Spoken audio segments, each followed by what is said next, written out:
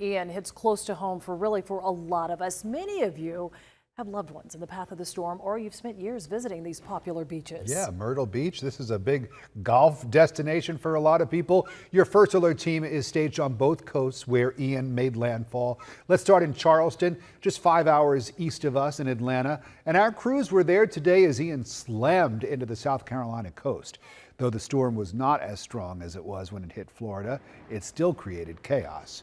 Numerous roads and parks flooded.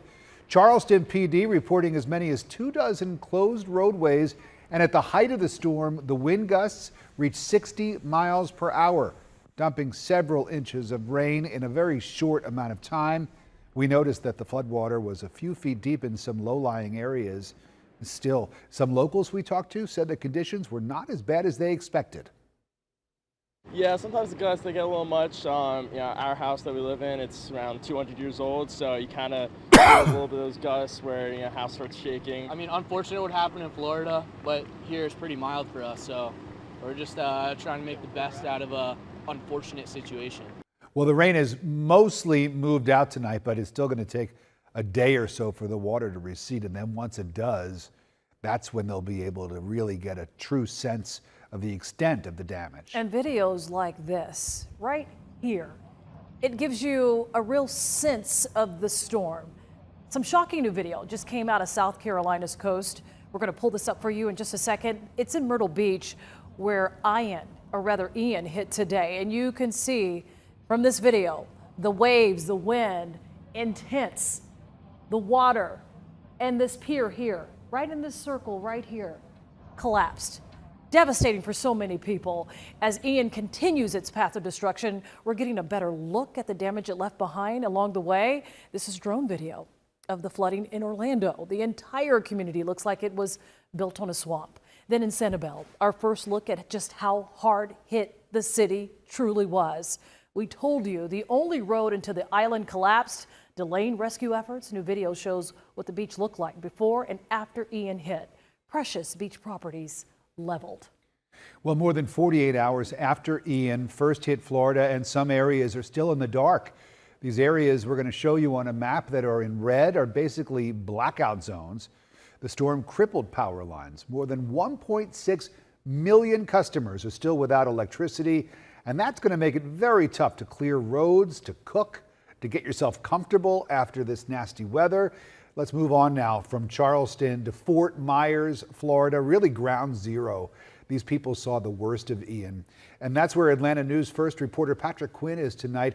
And Patrick tells us the recovery process is going to take time.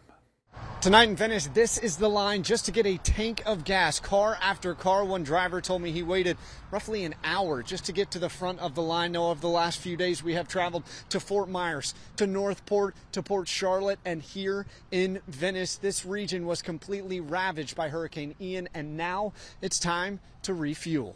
This is Northport, Florida, and this community of more than 800 homes, roughly 70% demolished. After 2 days, the waters finally receded.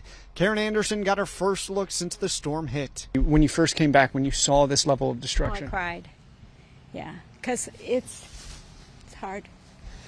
It's a neighborhood that's been here for a while. Some people have lived here for 40 years. I think for everybody throughout Florida. The few homes still standing got running water a few hours ago, but no power and no timetable for that power. Bill Lessie drove us through his damaged neighborhood. I moved in here in 2011. I imagine this is the worst y'all been hit. This is the worst I've ever seen anything.